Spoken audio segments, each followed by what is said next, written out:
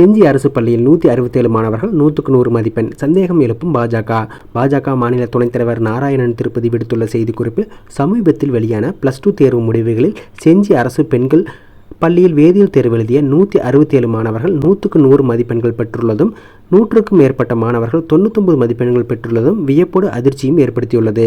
இந்த தேர்ச்சி விகிதத்தை மாவட்ட ஆட்சியர் உட்பட பல்வேறு கல்வித்துறை அதிகாரிகளும் பாராட்டியிருப்பது கல்வியை வைத்து இவர்கள் விளையாடி கொண்டிருப்பதை உணர்த்துகிறது. இதுபோன்ற முடிவுகள் சாத்தியமில்லை என்பது அனைவரும் அறிந்திருந்தாலும் இதை தவறு என்று சுட்டிக்காட்டி உண்மையை வெளிக்கொண்டு வர யாரும் இல்லாதது வேதனை அளிக்கிறது.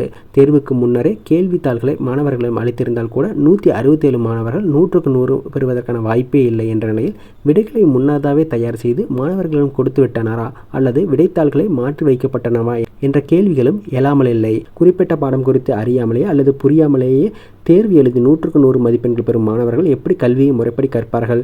பல்வேறு ஆய்வுகளின் அடிப்படையில் அதிக மதிப்பெண் பெற்றவர்கள் கூட வேலைவாய்ப்பு கிடைப்பதில்லை என்பதற்கு காரணம் இதுபோன்ற அரசியல் அராஜகங்களினால்தான் என்பதை பெற்றோர்கள் புரிந்து கொள்ள வேண்டும். 100க்கு 100 மற்றும் 99 பெற்ற மாணவர்கள் நீட் போன்ற தேர்வுகளில் குறைந்த மதிப்பெண் பெற காரணமே மாணவர்களுக்கு உரிய கல்வியை போதிக்காமல் மதிப்பெண்கள் மட்டுமே வழங்கி சீரழிப்பதால் தான் என்பது தெரிகிறது.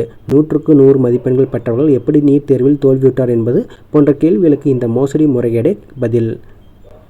மாணவர்களின் எதிர்காலத்தை பாழாக்கும் இந்த முறைகேடுகளை கலந்து தரமற்ற கல்வி முறையை அகற்றி முறையான கல்வி முறையை நம் மாணவர்களுக்கு அளிப்பதன் மூலமே நம் அடுத்த தலைமுறை முன்னேறும் என்பதை திராவிட மாடல் அரசு உணரட்டும் என்று நாராயணன் திருப்பதி தெரிவித்துள்ளார்.